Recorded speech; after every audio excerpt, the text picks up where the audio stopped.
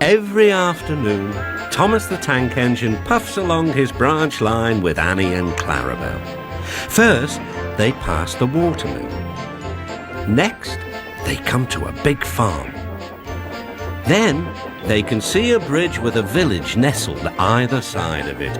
This is a special place. Whenever children hear Thomas coming along, they stand on the bridge waving until he is out of sight.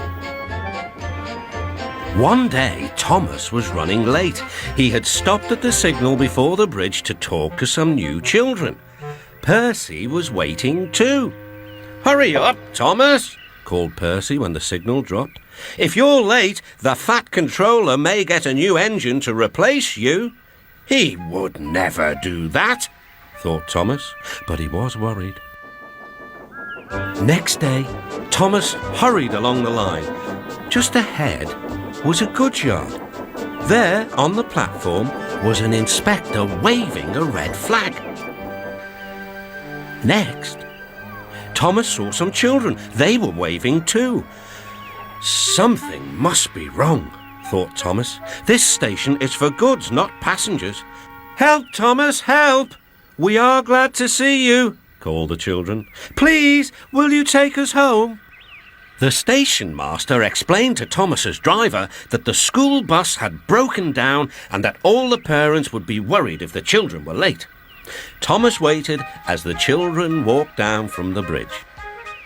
Then he took them to the next station, where Bertie was waiting to take them home. When Thomas finished his journey, he was very late. He was worried that the Fat Controller might be cross with him. "I warned Thomas," puffed Percy to James. "He's been late one time too many. He'll be in trouble now."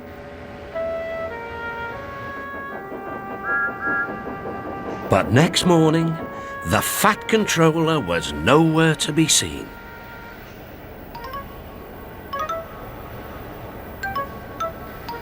"Thank goodness," sighed Thomas.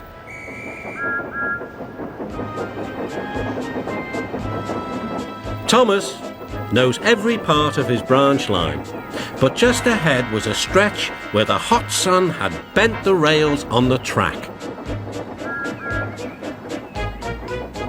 "Careful, Thomas," called his driver, but it was too late. "That's done it," said his driver. "We shan't get any further today." "But what about my passengers?" "Don't worry, they'll be looked after," replied his driver. While workmen repaired the line, Thomas had to shunt trucks in the yard. Bertie came to see him. "I understand you need my help again." "Yes, Bertie," replied Thomas sadly. "I can't run without my rails." Bertie set off to collect Thomas's passengers. "Hello, Bertie," they said. "We are glad you are here." Bertie drove along the road by the railway. He stopped at each station along the line. Sometimes he stopped between stations to let people off closer to their homes. Thomas felt miserable. "I've lost my passengers. They like Bertie better than me." The Fat Controller arrived.